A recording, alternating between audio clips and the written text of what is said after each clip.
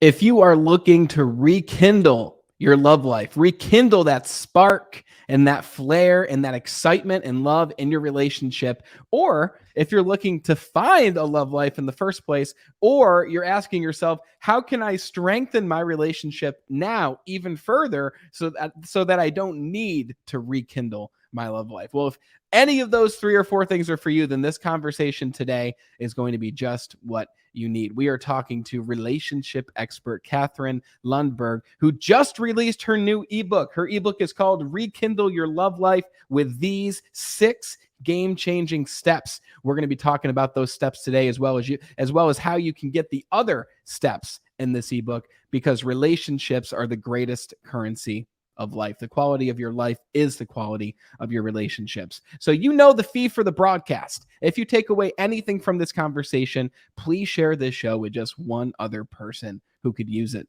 as well. We don't run ads. We're not going to interrupt your experience with a sponsor thrown randomly halfway in. All that we ask is when you take something away, you share the show with just one person. That's the way that we've grown the show over the past 18 months or so, because you are the best part of the Be Better team. So without further ado, let's talk to Catherine Lundberg about how to rekindle your love life. And for those who don't know Catherine empowers women over 50 to live exceptional lives by providing tools for clear thinking in order to experience breakthroughs and create deep fulfillment. She knows that together we can navigate our way to living joyfully, feeling vibrantly alive, knowing who we are, what we stand for, and why.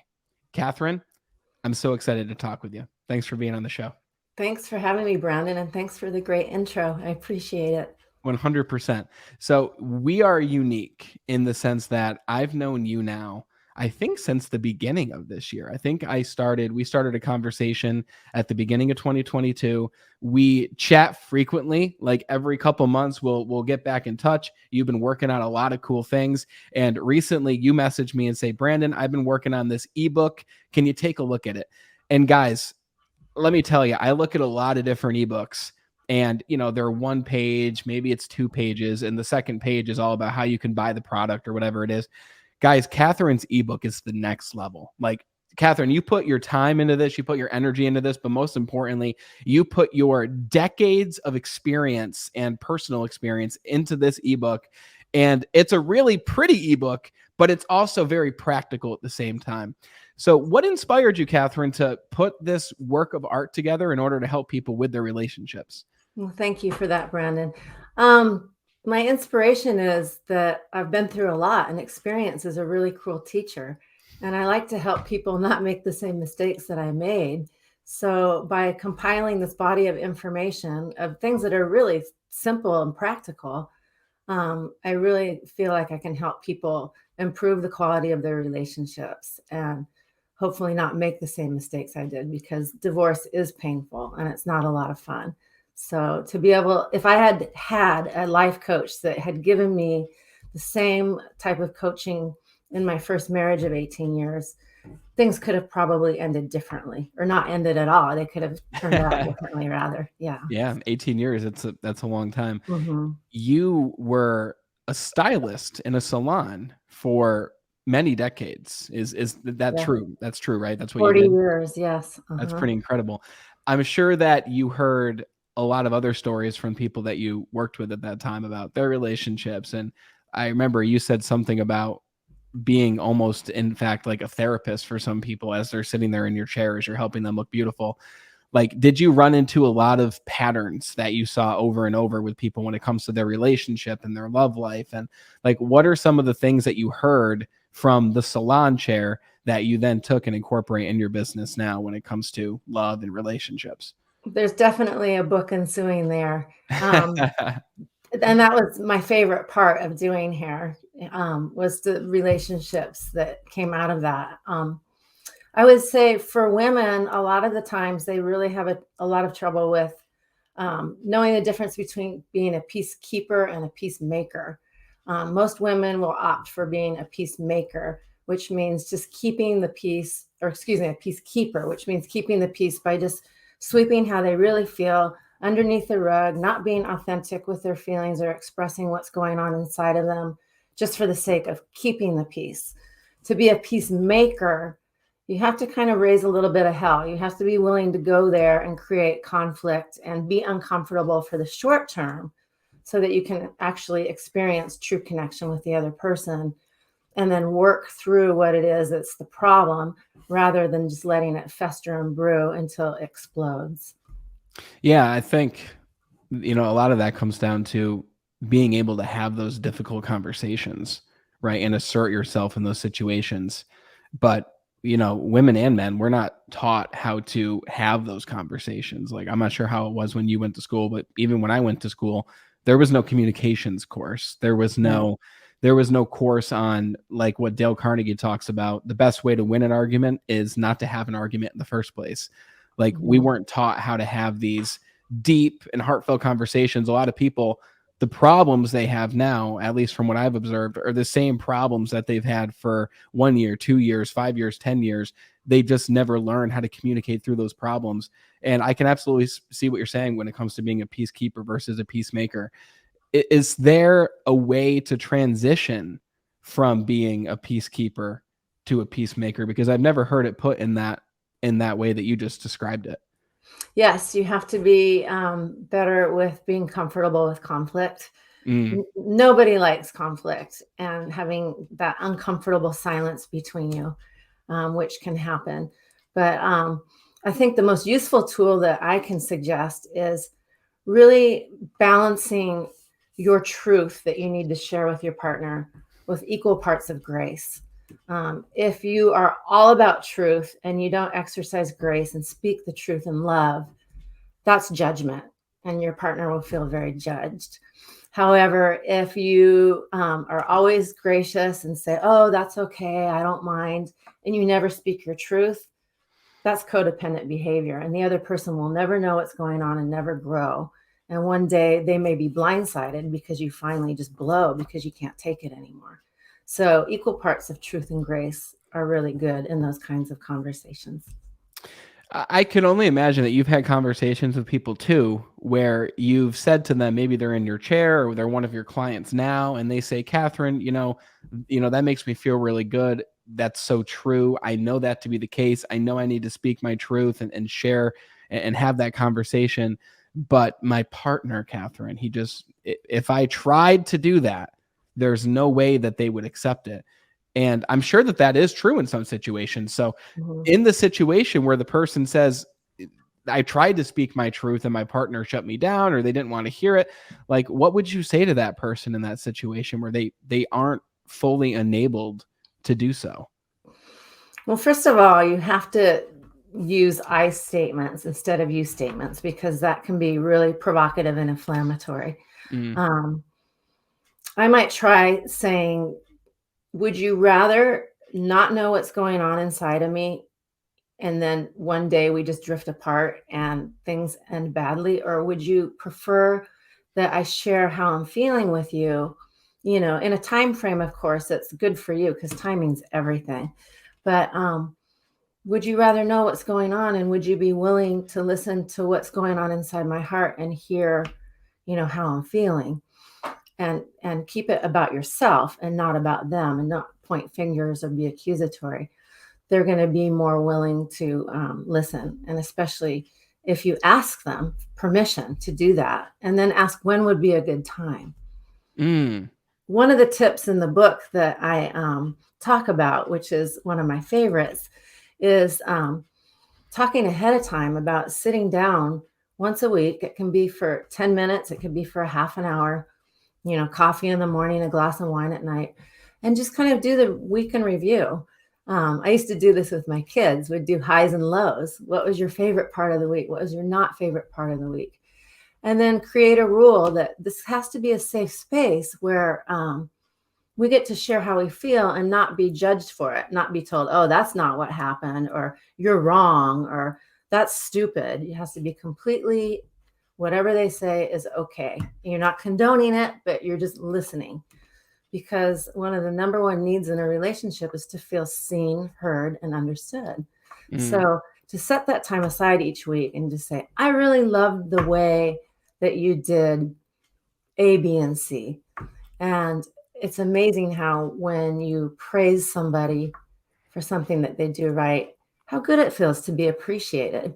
And the person's demeanor will just, change completely. They open up and they go, oh, cool. Really? That's neat. Conversely, it's harder to say, I really needed you to show up for me before my meeting on Wednesday morning. And it was really hard when you didn't. But again, no finger pointing. You're just saying it from your perspective. So that's a helpful way of approaching things. It's you versus I felt this way. I think this, the way that I see this is it's that language shift from you to I is so dramatic. And this is the case for when you're coaching someone. Maybe it's not someone you have, a lifelong relationship with, but in any conversation, if you say you, blame, it's only ever going to end in a negative way, because then egos come into play. People feel attacked. Something you said that I haven't heard anyone else say before, but I understood this, but I didn't know this, is the planning ahead of time to have that difficult conversation. Like maybe when your partner comes home from their 12-hour shift and they just sit down and, they're watching TV or they're whatever they're doing after the day is over. Maybe that's not the best time to say, hey, I'd like to have this very deep and a conversation with you that requires a lot of energy and a lot of focus, because it's not always easy to give 100% of your focus to see people, to hear people, to understand people. Right. And instead saying, hey, listen, I know that you had a long day today. Yeah. And I was wondering, would it be okay with you if we took some time tomorrow to talk specifically about this specific topic? Right? Exactly. I just can't see someone saying, no, I don't want to have that conversation. And if someone does say, no, I don't want to have that conversation, then that's probably another deep rooted issue that has to be worked out. But that idea of planning ahead of time for those hard conversations, that's powerful. You got it. That's exactly right. Yeah. Good student. Yeah, 100%. Where did you learn these things, Catherine? Like, I know you learned them through experience, but did you learn them only through experience? Did you have a coach yourself? Was it through therapy, counseling? Like, how did you, because these are strong communication principles, what we're talking about here, that work extremely well in relationships, but also in any other area that requires these types of conversations. How did you pick these up? I would say it's a little bit of all of the above. My first marriage was very difficult, and I did not want to go through a divorce for many reasons. I took my vow very seriously, and we had 2 small children at home. So I had, of the 18 years, I'd say 14 of them were very difficult. So yes, I sought out help through therapy, life coaching, any book or course online that I could get my hands on that aligned with my core values and my thinking. And I did as much research and studying as I could. It was a really difficult situation because he was in the corporate world and he traveled about 80% of the time. And I was thrown for a loop when my kids were 2 months and 2 years old, and both of my parents got sick within a 1-year period of time. And I was their primary caregiver as well. But not having that support from my husband. And then conversely for him, he felt like I didn't appreciate him for bringing home all this wonderful bacon, but I needed more than just money. Yeah. And it was kind of one of those scenarios where he would come home at night and he'd have his hands gripped tight on the steering wheel in the garage, getting ready to go inside because he knew he was going to catch hell for being late again. Whereas I would be lying in bed reading a book and I'd hear the garage door go open and I'd quick throw the book on the nightstand and turn off the light just so I didn't have to talk to him. Yeah. So there's that Peacekeeper versus Peacemaker. We never had the important conversations about how we were feeling. Both of us was feeling not backed up and underappreciated for the roles that we were playing in the marriage. And it just deteriorated from there. So yeah, I sought a lot of help trying to make that work.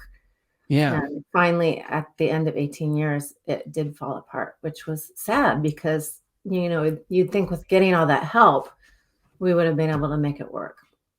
Yeah, well, look what it did for you too at the same time. Now you know these things, right? You've Yeah. learned this by doing it, and now you're in a new relationship and you're building this next chapter of your life. And Yeah. at the same time, it's important to look back and do exactly what you're doing. What could I have done different? What could they have done different? Why did this happen, right? Just asking Mhm. ourselves questions to learn. I'm more curious, and I hope it's okay if we go here. When did it transition from, because you said 18 years, 14 of those being difficult. Mhm. When did it transition to him gripping the steering wheel? When did it transition to you hearing the garage door open and saying, "Oh, great, this is happening again," right? Like, when did that happen in the relationship? Well, I'm thinking that we were married in 92 in Santa Barbara, and we moved to Bend, Oregon in 2003, and we made it until 2009. I'm thinking it was sometime when we were in Bend. I can't tell you exactly when. I would say probably toward the end, probably like 2006, 2007, Mm, when things got to the point where it was just like total fracture and no connection whatsoever. Just that coexistence where we're raising the kids somewhat together. mhm. But yeah. What led from love to simply coexistence is more so what I want to know. Like, was there a specific event? I know you mentioned your parents both got sick at roughly the same time. Like, Mhm. was it a lot of things happened at once that helped that transition from love to coexistence? Was it the traveling just started to add up over time? Like, was it a specific event, or was it a gradual over time transition from absolute love and Mhm. joy to almost, in a sense, fear and apathy? Yeah, great question. It's actually over time and it's really insidious. And you're when you're in it, you're not so aware that it's happening because there's so many things pulling on your attention, like sick parents and young children and different needs that you just kind of put your own needs, wants, and desires aside. I liken it to a slow leak in your plumbing and you don't notice it, but pretty soon there's black mold and things are deteriorating in the structure of the house and it causes so much damage, but you're not aware that it's happening at the time. So yeah, Wow. it's like a slow leak. Hmm. We've been married for 5 years. And what I wouldn't want to happen is exactly what you're talking about. And it's a scary thing because you're so in love now. You look at the person you love and you think to yourself, is it going to be this way in 5 years? Is it going to be this way in 10 years? You never know what life's going to throw at you. You never know what events will happen. And the last thing you want is, it's like throwing the frog in boiling water. Over Mm, time, exactly. things just begin to heat up, or things begin to lose their love and their connection. And I guess if you could go back, and I know if I asked you, and you can correct me if I'm wrong, if I asked you, would you go back if you could fix it? Would you go back and do that? And I'm gonna guess you'd probably say no. Do you have regrets from that, or did you learn from that and you're moving forward now? I had to work through the regrets because it's just not good living life with regrets. Um, but we have two beautiful children now, and Mm. they're fairly well adjusted adults. I just found out yesterday that my youngest son proposed to his girlfriend. He's getting married, so Aw, that's neat. Um, congratulations. That's awesome. yeah, thank you very much. Um, but would I go back? No, no, Yeah. because I firmly believe that everything that happens in your life is preparing you for the next thing. Mm. And as painful as it was, I'm in such a better place now and so much happier and, so much more accountable for my own behavior. We're different people now than we were in our 20s. Mhm. So, no, I wouldn't go back. I would say that things happened exactly as they should, even though it's bittersweet. It creates, the happiness that I'm experiencing now. And I don't Well know said. if I told you this or not, but, Mark and I got married on, May 21st. Oh my god, that's Yeah, incredible. yeah. Congratulations. Thank you. That's Yeah. beautiful. I remember you telling me that actually. Oh, I did? Okay, okay. Yeah. Well, when I wrote the ebook, it said that we were engaged, but Cool. yeah. I love that. I love that for you. That's beautiful. Thank you. I'm glad that you've taken all these things and now you're using them in your new relationship, and you seem so vibrant and happy, and it's really cool to see that. If you had to go back and speak to Catherine, who was in the midst of these emotions in your first marriage, Mhm. and you could give her advice almost as like a guardian angel, because you did the things, like you went to the counseling, you seek the help, yet it still ended the way that it ended. Mhm. What advice would you give to younger Catherine, or someone who comes to you and says, I feel like we are the frogs in boiling water right now, but we just don't notice it. I feel like that insidiousness is creeping in the relationship. What Mhm. advice would you give to that person who wants to make it work? Interesting that you'd asked that, because I just recently had a coaching client that we had a very similar conversation with. And that is, if you're doing all the things and you've been trying for that long, it takes two. And if you're Mm, dealing with somebody who's not willing to put in the same amount of effort, then you're probably better off moving on, which I hate to say because I don't like divorce, but there were a lot of years that were wasted, and those were the regrets that I had to go through. And going through a divorce with kids that are in junior high and high school was way worse than it would have been doing it when they were in grade school. mm. So, I mean, it really takes two. And if it's one person that's doing all the changing, that's just not right. And it's not the way it should be. Yeah, absolutely.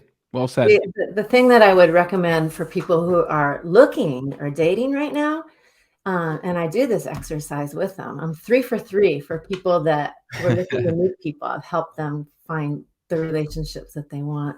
Cool. We start with a comprehensive list of all the qualities they want in a mate. And it's very specific. It can be no addictions, doesn't owe the IRS money. You can even do height and eye color, whatever you want. You're not going to get everything, but what it's going to do is it's going to help you become very intentional on what you're looking for. And then I'll have them pick their top 5 must-haves and their top 5 deal breakers.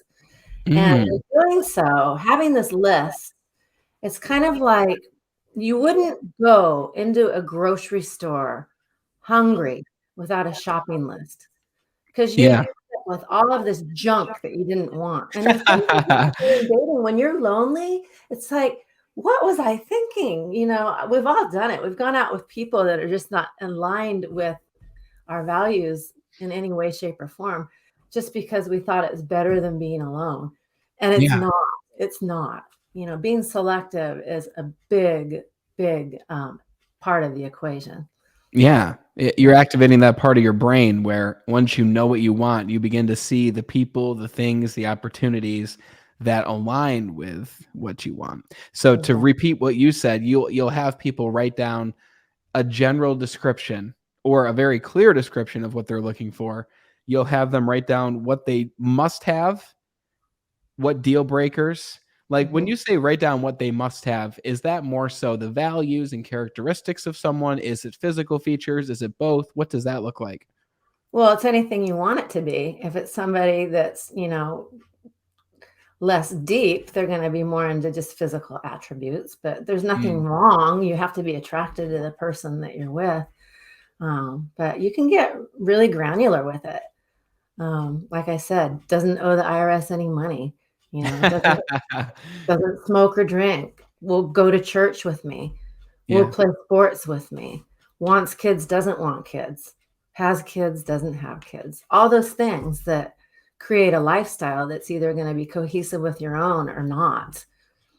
And in looking back, I didn't do that when I selected my first husband. I think the clock Mm, was ticking, and I was thinking, not getting any younger, because I didn't get married until I was 30, or not 39, excuse me, 29. okay. So I think in hindsight, doing more of the work beforehand would have been really wise. It's so interesting how we can be like 28, 29. Like I'm 28 now, and there's so many times where I feel like I'm running out of time, not in terms of relationships, but in terms of everything that I'm doing. And I'm like, am I doing enough? Am I moving fast enough?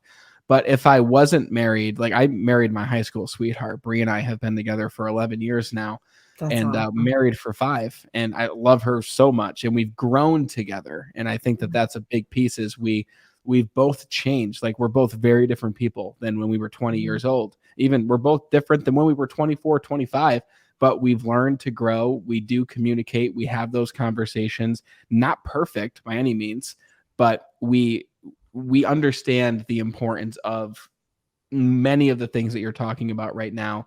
And we still seek to learn more by having conversations like you and I are having. But it's so interesting how we can be so young, yet feel I'm running out of time. I have to find a relationship. I have to get married. I have to have kids. And sure, while that might be a little bit different because the biological clock is ticking, you know, we're in a world of such advanced technology and we're all going to be living longer, yet we all feel that we don't have enough time. Isn't that fascinating? Yeah. It makes me smile. In fact, I want to laugh because you're just 1 year older than my oldest child. And next year, not next year, good Lord, next month, I'm turning 60. And Amazing. it's never too late. You know, you don't want to rush things because you want to do it the right way. Yeah. And for me, it came later in life, but that's okay because I still believed in having my happily ever after. And I still believe that I have a lot of love to give. So, I mean, too late is kind of a trap, I think, because there's no such thing. There's not like a rule that says you have to do this by the time you're 25 and you have to own your first house before you're 30 and you have to make your first million before you turn 40. I think today's society puts so many extreme pressures on people. And really, what we have to ask ourselves is, well, what works for you? What's enough for you? What makes you happy? Yeah. Because we're holding ourselves up to these false standards and listening to voices in our head that aren't our own and they don't belong there. I think everyone should rewind 2 minutes and re-listen to that over and over and over because that applies to literally every facet of life possible. That idea that I love how you said too late is a trap. And I've Mhm. never heard someone say that before, but that is the truth. And we're going to take that and we're going to make that a clip and we're going to broadcast that because that is so freaking powerful. Like why this, Catherine? Why did you move into this world of empowering women from, you know, working with women in the salon for so many years? Why now are you looking? Because you've always been empowering them, but now it's Mhm. your sole path to empower women. Like why this and why now in your life? Ooh, great question. I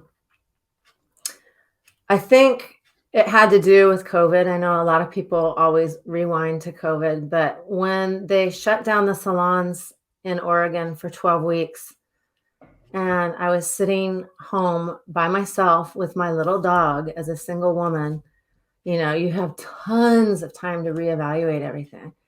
And I was really doing an assessment of my life, all the areas of my life, what's working, what's not working. And I realized that 40 years of doing hair was fun and it was a great career and it afforded me all kinds of luxuries with my schedule while raising kids. And I made a great income at it.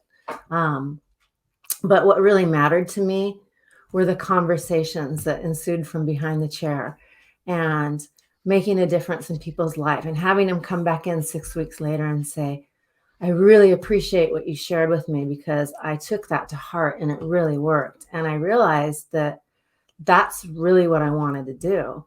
And I think there's something to be said for being in your 50s and thinking about what's working, what doesn't work, and wanting to really make a difference. And I know most women just naturally ask themselves that question. It's like, who am I when I take off the wife hat and the mom hat and the daughter hat and the friend hat and the employer hat or employee hat, whichever Yeah. it might be? Who's Catherine? And what is she wired to do naturally that she's passionate about that's going to make a difference in the world? Hmm. And coaching was the answer for me. So I made the shift. Yeah. How do you do that? So when did you ask yourself that question? Was it after the salon closed when you're going through that transition? Like, who did you find yourself to be when you asked yourself, "Who am I? Who is Catherine?" When you were no longer in the salon, because I'm sure that that was a giant part of your identity and who you were. Like, Mhm. how do you boil down who you are, and how do you coach other people to connect with their identity? Ask me that again. How do you help other people when you work with them? How do Mhm. you help them connect with their identity to separate themselves from their role, whether Okay. it's professionally or they're a mom, which is all part of who you are, but it's Mhm. not all of who you are. How do you help people connect with what they are wired to do? That's a super deep question, and it's a really, it's a personal one because for me, the only way you can really connect with your identity is if you reach the end of yourself. There's a point in everyone's life where they've done everything they can do and they're just out of answers. And that's where it gets a little woo woo. That's where faith comes in. And I'm a woman of very deep faith. And I spent a lot of time praying and asking God. And that's how I discovered what it was that I'm literally called to do. And it's um, it's an interesting process with my coaching clients who don't believe in anything greater than themselves, because that's a lot of pressure to put Mm. yourself under, to be the total sum of all equations. And that means you have to find the answers within yourself, which is not impossible. Um, Instead of faith, it's more of a legacy type thing. But I work really well with people that have some sort of a belief in something other than themselves, because usually that will lead them to what they were wired to do since they were born. It's not a personality thing. It's literally the way they're wired. It's in their DNA. Wow. So you believe this is something so you believe what you are doing now is something you were born to do. Mhm. That's Yeah. powerful. Yeah, and I feel like all the stuff that I went through that was so hard brought me to the place where now I can coach somebody who's sandwiched between kids and aging parents, that have difficult situations because I've been there. It's really hard to tie the laces of somebody else's shoes if you haven't worn them. You know. Hmm. Yes.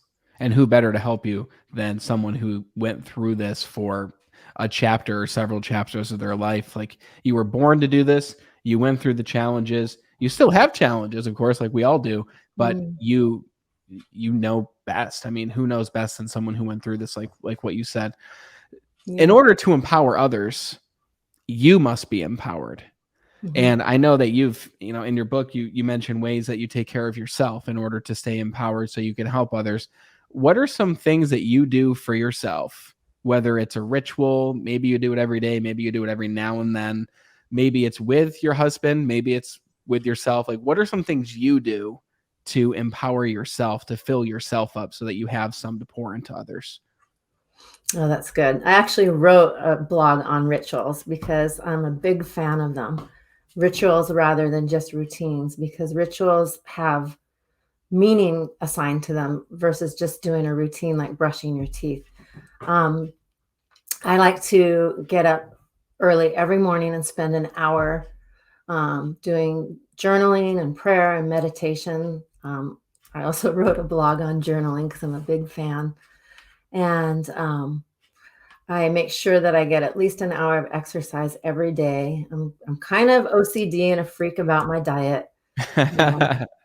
There are only 3 beverages in this world. There's coffee in the morning, there's water all day, and then on a special occasion, there's wine at night. Nice.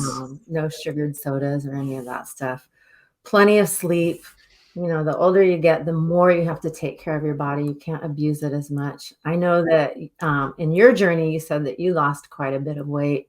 Yeah. I too went through a period of time in my life where I weighed 170 pounds and I didn't like the way I felt. Hmm. And that brings me to a deeper and more important element is you've got to love yourself. You've got to feel good about yourself. If you don't value yourself, why should anybody else value you? So taking good care of yourself and your body and your brain, all those things, exercising physically and mentally and spiritually, keeping that balance going is Yeah. really, really important. Yeah, I like to even, take that a step further when people say, well, it's easy to say love yourself, but I don't feel that way. Well, if you think about what has to happen in order for you to love yourself, you have to do the things, the actions that will in turn help you love yourself. So I say to people, even I've said to people, well, what would you do if you did love yourself? And they would name all those things that you mentioned. Oh, I'd drink black coffee. I would drink water. I would work out every day. I would journal. And, they throw all these different things out. And listen, you don't have to adopt all these things at once, but I recommend that maybe act as if you loved yourself. Right. And maybe as you do it, you're like, oh, I'm still not loving myself about this. But after a week of doing it, you're going to be like, wow, I feel really good not drinking soda. I remember I was a new hire sales trainer for a company for many years. And this one guy came into the class and his name was David.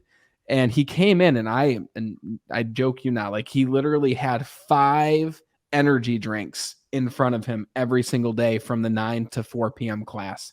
And he would drink all of them. He had Red Bulls, he had Monsters, like tons of different concoctions and different things.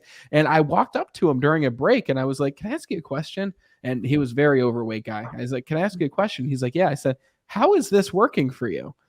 And he's like, what do you mean? I said, well, how do you feel throughout the day drinking all these drinks? I said, listen, I know I'm not your health coach. I'm literally here to help you learn how to sell. But like, you're going to sell so much more if you feel better about yourself. And he's like, well, I don't feel too good about myself. He's like, I'm low energy. This helps to fill that in. And it's like, well, what if you replace this with something else? And it blew my mind. He actually didn't know that there was such a thing as sparkling water. He didn't know it existed. I swear to God. I was like, have you ever tried carbonated water? And he's like, well, I don't know what that is. And I'm like, what do you mean? I'm like, have you ever heard of like LaCroix? Or you go to like Hannaford or any store near you, Walmart even has their own brand of sparkling water. So I brought in a case the next day. And literally within a few months, he weaned himself off of all the energy drinks, all the soda. And now he just drinks a lot of sparkling water, but they've lost a ton of weight. They're more energetic. He's mentioned the difference it's made in his relationship. Like just making one small shift in an area can help you love yourself so much more because now you actually have the energy to love yourself. Exactly. I tell my clients that they have to decide who they want to be. I got this out of Atomic Habits, and then start behaving like you're that person. Yeah. So instead of taking the elevator, take the stairs. Instead of having a Red Bull, have a sparkling water. And those are votes that you're casting for your future self. Wow. I love that concept. That's powerful. I love that. There's been a lot of powerful sayings here today, like so many. So let me ask you, your ebook, Rekindle Your Love Life, with these 6 game-changing steps. You've already given us one of your favorite steps. My first of these final 2 questions is, 1, what do you want to accomplish with this? Like what you put this out into the world, people are downloading it, people are reading it. What do you want to accomplish with this ebook? What change do you want to help these individuals make once they read it and go through it and act on it? Well, I've already had a couple of people tell me that I saved their marriages, and that's amazing. I mean, that makes me feel so happy. I really want to help people have better relationships so that they're happier.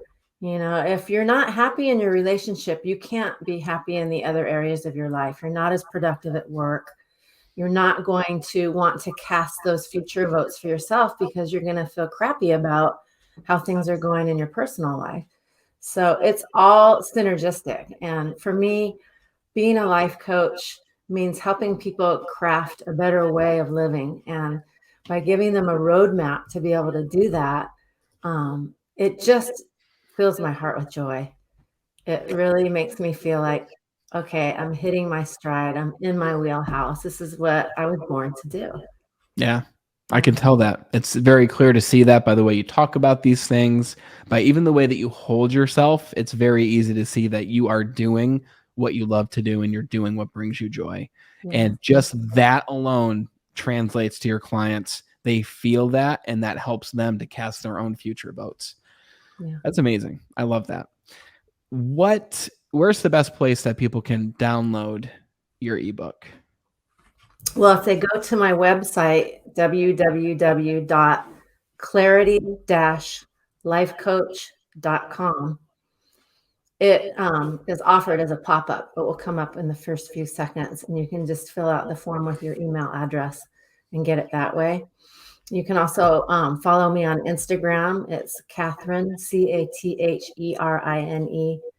M. Lundberg, Lundberg. And you can click on the link in my bio, and the ebook will be available to you through that. There's also LinkedIn and Facebook. You can find me there. Yeah. She's everywhere, guys. Go check her out. I love it. I'm going to post links in the description for everyone watching. For those listening, one more time, it's clarity-lifecoach.com and Catherine M. Lundberg on Instagram. Go check out her pages, follow her. She's a breath of fresh air. Catherine, I'm so glad that we got the chance to do this and make this happen. Congratulations again on your marriage. Congratulations on your son's proposal. There's just love all around. Love's in the air. And I know that this conversation is going to help even just one person to rekindle their love or find their love. So thank you very much. Thank you for having me, Brandon. And thank you for putting on such a great podcast. It's my pleasure. Thank you. You heard it, guys. Don't be like the frog in the boiling water, right? Incorporate these things now. Even if you're someone who's saying, well, you probably wouldn't have listened this far, but even if you're someone who's saying, well, I don't need these things. My relationship is great. My marriage is great. We've been together for 10 years, 15 years. You never know when that event is going to happen that does throw a wrench in the equation. You never know what your partner thinks if you don't ask your partner what they think, if you don't have these conversations. So start having these conversations now. Start cultivating this environment of safety and love and connection now. And Catherine gave you a lot of great tips that you can use in order to do that. Catherine said a lot of awesome things in this conversation, like the idea that too late is a trap.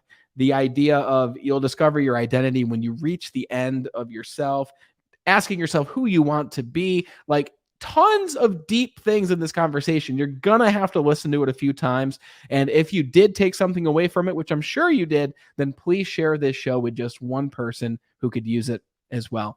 Links are in the description to go download Catherine's ebook, Rekindle Your Love Life with these 6 game-changing steps. Go download the ebook. Links are right there to her website, her Instagram, her LinkedIn, all that fun stuff. And thank you so much for watching. Until we talk again next time, continue to be better.